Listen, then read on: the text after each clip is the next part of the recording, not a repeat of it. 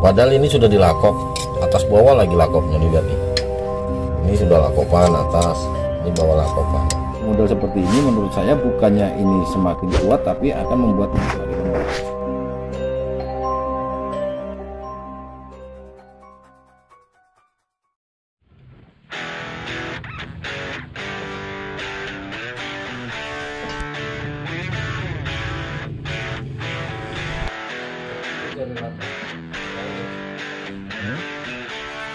Informasi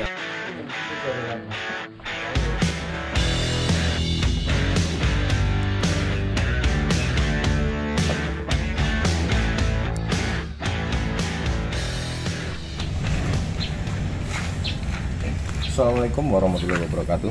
Selamat pagi, salam sejahtera semua ya. Mudah-mudahan kabar sehat para subscriber semua, dimudahkan segala urusan, dimudahkan segala rezeki. Kawan-kawan, kali ini saya mau saya mau bikin konten sampai ya. Kebetulan untuk hari ini project kita L300 Republik Mak Jelas Pak. Ini adalah unit dari media jalanan. Yang L sampai-nya ini untuk unit media jalanan ya. Jadi kemarin dia datang ke bengkel, keluhannya selubungnya retak, padahal sudah dilakop. Nah, kenapa selubung sudah dilakop kok bisa retak? Nah, di sini perlu kita cari kenapa dan bagaimana, terus masalahnya apa, solusinya seperti apa, nanti kita cari. Sebelum kita lihat platnya yang rusak. Memang saya sudah lama sekali ya kemarin banyak sekali konten-konten yang mau saya upload, cuman saya nggak sempat upload gambarnya ya, karena saya pikir saya ingin upload itu banyak pertanyaan dari kawan-kawan seputar L300 juga Braga, cuman lagi repot jadi nggak saya ambil videonya ya. Jadi kali ini sampai ini adalah unitnya media jalanan, treble-nya, kendalanya adalah selubungnya retak. Bagaimana, kenapa kok bisa retak, kita lihat ya. Jadi kita lihat ya, ini mobil belum kita buka, masih baru datang kemarin sore karena nggak sempet saya kerjakan pagi hari ini ya. Ini nih yang retak nih, kelihatan ya.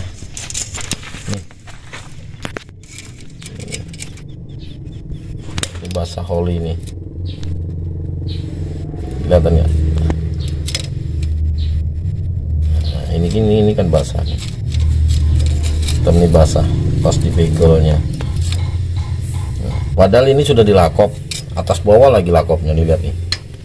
Ini sudah lakopan atas, ini bawah lakopan. Terus kenapa bisa retak? Nah, di sini kelemahannya. Karena lakopan di sini putus, dia nggak nyambung ke sana. Jadi titik yang tadinya lemah, begitu yang lain dilakop, maka titik yang lemah tadi akan menjadi titik semakin lemah. Nah, itu rumusnya. Ya, nanti kita bahas setelah ini kita turunkan. Kemudian di sini ada shockbreaker juga disambung ya. Ini perlu hati-hati ya kawan-kawan ya. Perlu berhati-hati untuk nyambung-nyambung shock. Jangan asal nyambung, tapi diperhitungkan. Ya, diperhitungkan pergerakan per ini sampai mentok sasis ini sekitar berapa.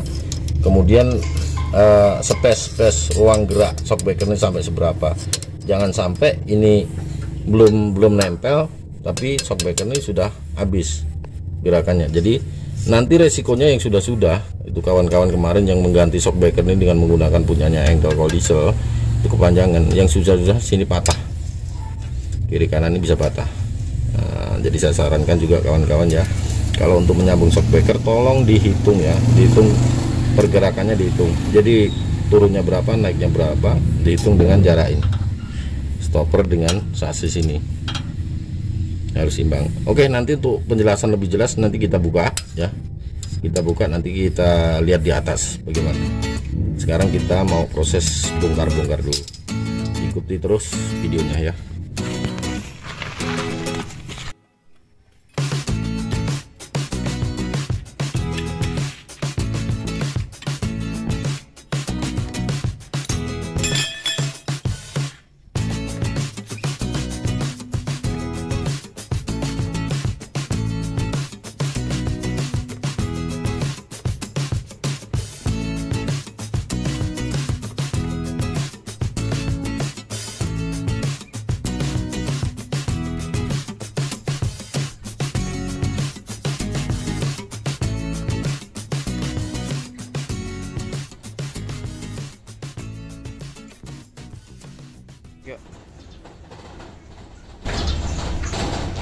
Baik ya, sekarang ini selumbung sudah saya turunkan, sudah kita bongkar. Kalau bongkar semua udah tahu lah gimana caranya ya. Jadi sekarang kita akan bahas mana selumbung yang pecah, terus kenapa bisa pecah. Sini kita lihat. Lihat selumbung ini posisinya sudah dilakop, bawah atas juga sudah dilakop. Jadi atas bawah ini sudah dilakop ya. Lihat sini. Ini full dilakop, ini dilakop. Sekarang kenapa selumbung ini bisa retak ya? Kita lihat retakannya di sini. Bisa kelihatan ya, Mas? Nah, ini garis ini yang retak.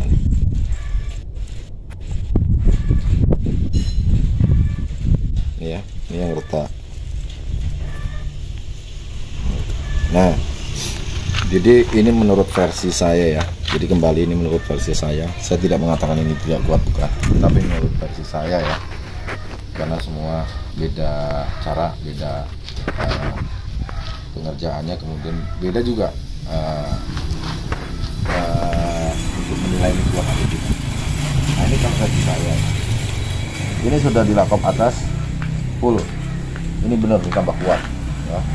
Kemudian kalau kita lihat untuk yang di bawah selumbung, ini lakopan dia berhenti di sini.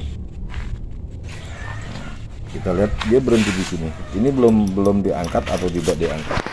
Ini masih originalnya nih. Ini las-lasan masih original. Lakopan ini berhenti di sini. Kita lihat, kemudian disambung lagi di sebelah sini. Nah, ini kelemahannya menurut saya ya. Ini menurut versi saya ya. Itu satu karena lakopan ini nggak full, nggak nempel di sini. Ini udah salah satu menurut saya ini kelemahan ya. Kita lihat nih renggang, ini renggang.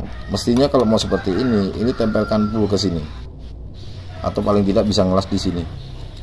Nah, itu pertama. Kedua, kenapa lakopan ini bisa retak dan saya katakan ini kurang kuat. Saya tidak mengatakan tidak kuat, tapi kurang kuat. Kenapa? Di saat yang lain ini dilakop, diperkuat ya. Awalnya sebelum dilakop, ini adalah titik lemah selumbung di sini nih. Ini titik lemah selumbung. Begitu dilakop dengan tujuan biar kuat, ini dilakop, ini dilakop, ini tidak, ini dilakop. Nah, yang titik tadinya lemah akan menjadi titik semakin lemah. Ya, jadi di sini kuat, disinilah yang dihajar nanti. Makanya di sini bisa retak. Nah, kalau menurut saya, saran saya ya kawan-kawan ya, kalau mau ngelakop, ini kita angkat, kita copot ya.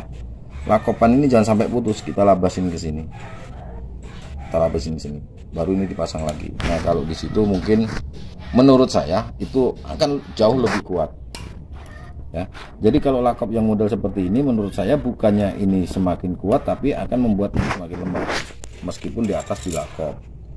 Nah, yang lain ini percaya ini kuat bener ini. Ini kalau mau matahin ini, udah nggak mungkin ini mau pecah ini. Kemungkinan mau pecah pasti di pinggir-pinggir las-lasan ya. Di sini atau di sini. Ini mau pecah kan itu. Jadi ini kalau menurut saya ini juga jangan langsung putus begini. Ini mestinya platnya sampai di sini. Ya. Nah, dia ditirus begini. Jangan potongan lurus kemudian dilas. Di sini akan jadi titik lemah lagi nanti. Jadi ini kelemahan untuk lakop yang model seperti ini, dia bukannya tambah kuat, maka dia akan semakin lemah di sini. Yang lain semakin yang lain kuat, makanya semakin yang ini semakin lemah. Terus gimana nanti pengerjaannya? Ini akan kita rubah ya. Nanti kita ini akan potong di sini ya. Ini kita potong, kita buang lakopan ini juga kita buang ya. Ini kita buang, kita potong segini, ini kita buang, ini kita buang semua ini kita angkat ya. Nanti kita tambahin plat lagi ke sini full. Nah, tambahin full, baru nanti dipasang lagi. Karena saya pikir ini jauh sudah sangat kuat karena platnya terlalu platnya tebel banget ini ya. Yang dipakai ini platnya tebel banget. Ini nggak perlu kita buka, kecuali kalau plat ini tipis mungkin akan saya buka. Tapi ini udah cukup tebel, bahkan mungkin kalau menurut saya ini ketebelan. Ya, jadi nanti pengerjaannya kita akan potong di sini lakopan ini kita buang. Nah, kemudian yang di pinggir sini juga kita buang. Ini kita angkat, kita tambahkan pipa yang baru lagi di sini, kita lakop, kita sambung dengan ini, kita las, kita pasang lagi. Nah itu nanti proyek kita seperti itu. Sama di sebelah sini juga. Nah, ini akan kita potong, ini nanti, ini kita buang, ini kita buang, ini kita angkat, kita tambahin lakopan lagi, kita pasang. Nah ini jauh akan lebih kuat menurut saya kan seperti itu ya. Makanya ini bisa retak. Kalau yang sebelah sini ini masih agak mending nih, masih nempel ya. Kalau kita lihat sebelah sini enggak. Inilah titik lemahnya di sini. Ini titik lemahnya. Oke kawan-kawan, kita kerjain dulu ya. Ini kita bongkar-bongkar dulu karena saya sendirian susah ya untuk mengambil gambar dalam proses pengerjaan. Mungkin ada nanti beberapa saya ambil gambarnya dalam pengerjaan. Kemudian satu lagi kawan-kawan ya, sini yang sangat penting dan harus diperhatikan di saat kita mau mengangkat tatakan per ini ya. Di saat ini mau kita angkat, kita copot, kita harus tandai dulu ya. Karena sudut ini ada sudutnya, ada miringnya untuk kemiringan kardan ya. Nah ini perlu hati-hati, kita perlu kita tandai dulu ya. Kemudian jarak dari sini ke sini, as ini berapa, kita harus tahu. Nanti kita kembalikan seperti itu lagi jaraknya. Nah, yang paling penting itu sudut ini, sudut kemiringan, karena ini ada sudut kemiringan ya. Ini dibanding ini nggak sama nih.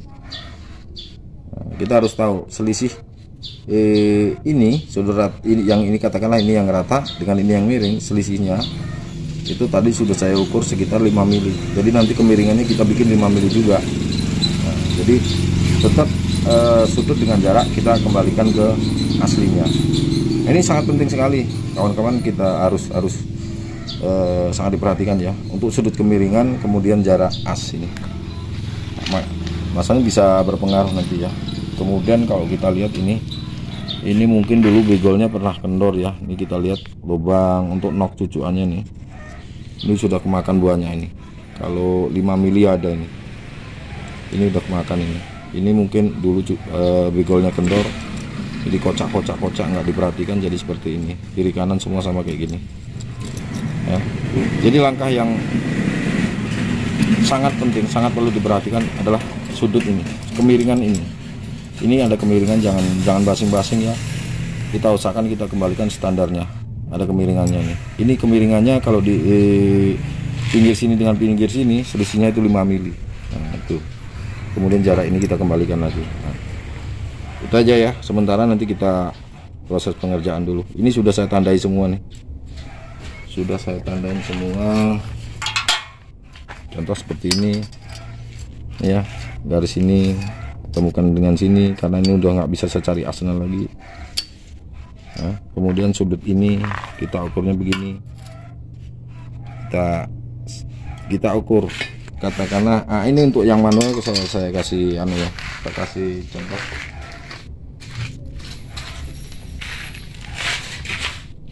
Cara mencari selisih kemiringan ini ya, kita untuk mencari kemiringan ini manual saja ya, boleh dengan cara yang lebih akurat lagi silahkan, banyak caranya ya. Ini salah satu kalau kita yang manual aja ya, dengan keterbatasan alat ya. Nah, ini kita nanti ngukurnya samakan. Ini katakanlah patokannya di lubang ini ya, kita lubang ya, kemudian kita ukur ini.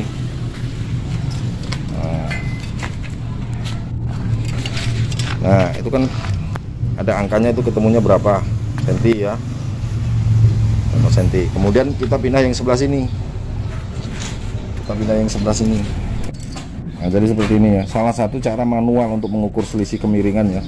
Ini begini, lihat nih, kita tempelin data ini plug, ini kita lihat itu ukurannya berapa senti. Ini tadi sudah saya baca 1,5 senti ya, atau 15 mili. Sekarang kita pindahkan ke situ dengan cara yang seperti ini juga.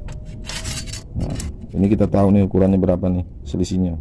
Di sini saya ukur jadi 5 mili.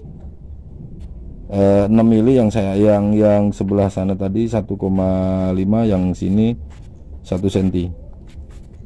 Jadi selisih kemiringannya tuh 5 mili. Nanti saat kita masang ini kita buat juga seperti itu, dibikin selisihnya itu 5 mili. Oke, itu aja ya kawan-kawannya. Nanti kita proses pengerjaan dulu. Itu salah satu contoh yang sangat simpel dengan alat yang sederhana untuk mengangkat tatakan ini. Karena tatakan ini harus kita kembalikan sempurna sama kiri kanannya. Jadi biar nanti nggak terjadi selubung ini melintir. Karena kalau tatakan ini nggak sama kiri dengan kanan, ratanya sudutnya itu akan melintir nanti. Nah di situ akan mudah pecah lagi. Itu aja. Sekarang kita garap dulu.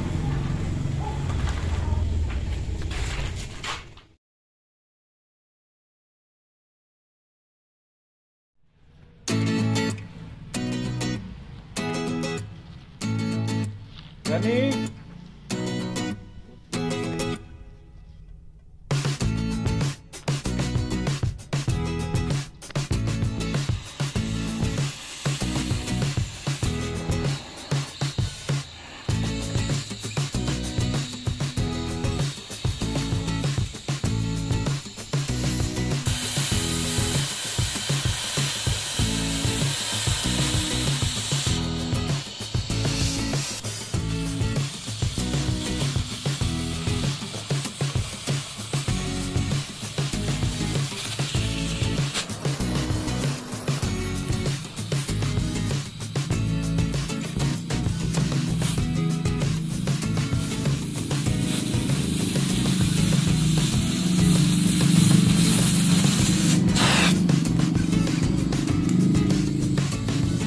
ini bukan dipotong lumbungnya ya, tapi lakopannya aja nih, lapisan lakopannya aja yang kita potong.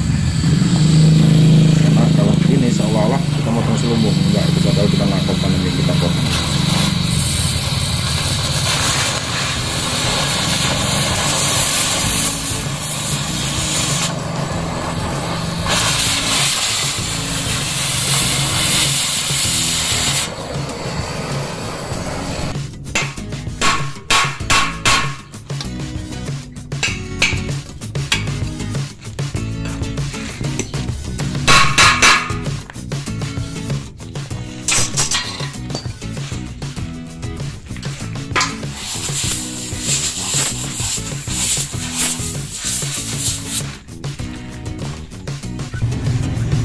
Ya,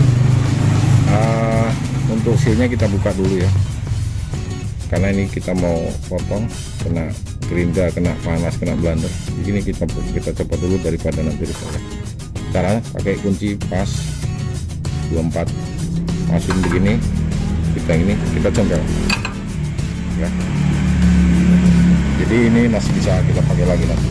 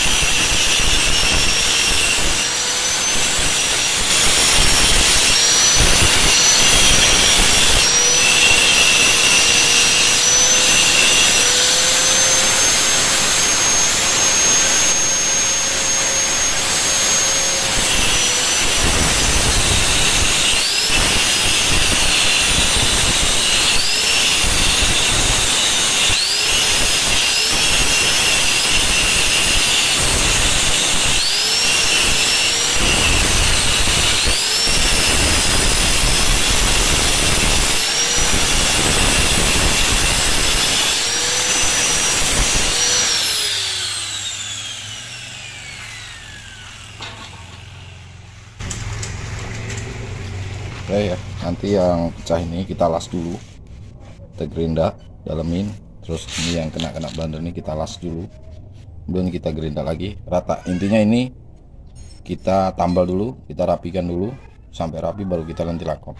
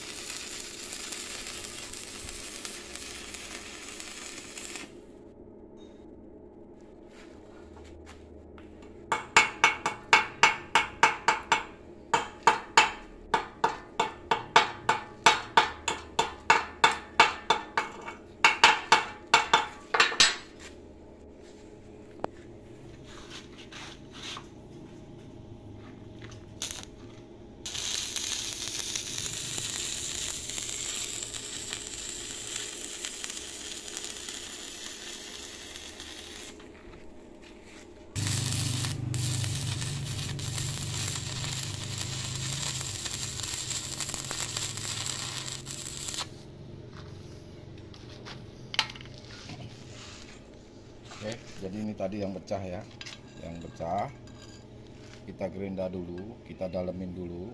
Yang retak itu malah kita dalemin lagi, baru kita las, dia akan lebih kuat.